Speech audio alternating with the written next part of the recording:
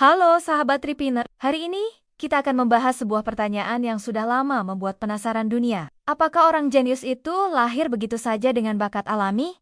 Atau justru bisa diciptakan melalui latihan dan lingkungan? Pertanyaan ini bukan sekadar teori, karena kalau jawabannya jenius bisa diciptakan, maka siapapun dari kita sebenarnya punya potensi untuk jadi luar biasa. Tapi kalau jawabannya jenius hanya lahir dari gen tertentu, berarti sebagian besar manusia sudah kalah sejak awal. Mari kita bedah satu persatu. 1.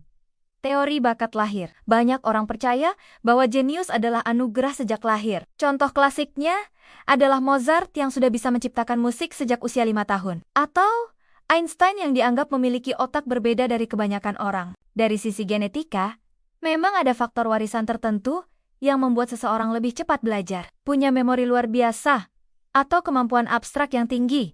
Itu fakta ilmiah. Namun, penelitian modern menunjukkan sesuatu yang mengejutkan. IQ tinggi hanya berperan sebagian kecil dalam kesuksesan seseorang. Faktor lain yang lebih besar adalah lingkungan, pendidikan, dan yang sering diabaikan, kegigihan. Dengan kata lain, jenius bukan hanya soal gen, tapi juga soal kondisi yang membentuknya. 3.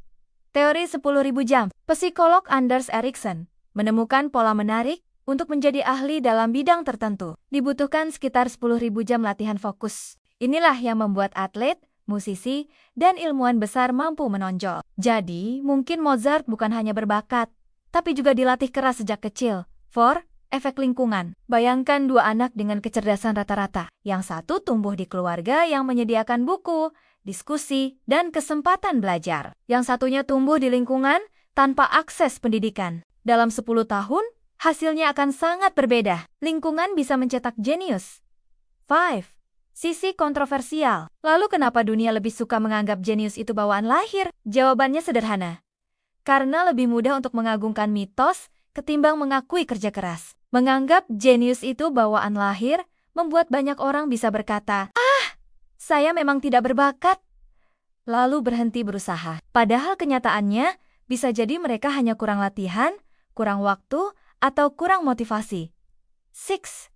Pertanyaan inti. Jadi, apakah jenius itu diciptakan atau dilahirkan? Jawaban yang paling mendekati kebenaran adalah keduanya. Ada orang yang memang lahir dengan keunggulan tertentu, tapi tanpa latihan keras, bakat itu akan sia-sia. Dan ada orang biasa yang melalui latihan gila-gilaan, bisa menembus batas yang bahkan melebihi mereka yang berbakat sejak lahir.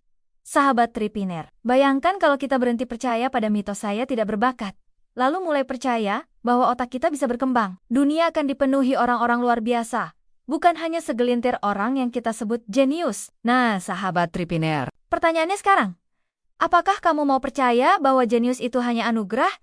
Atau kamu berani membuktikan bahwa jenius bisa diciptakan bahkan oleh dirimu sendiri?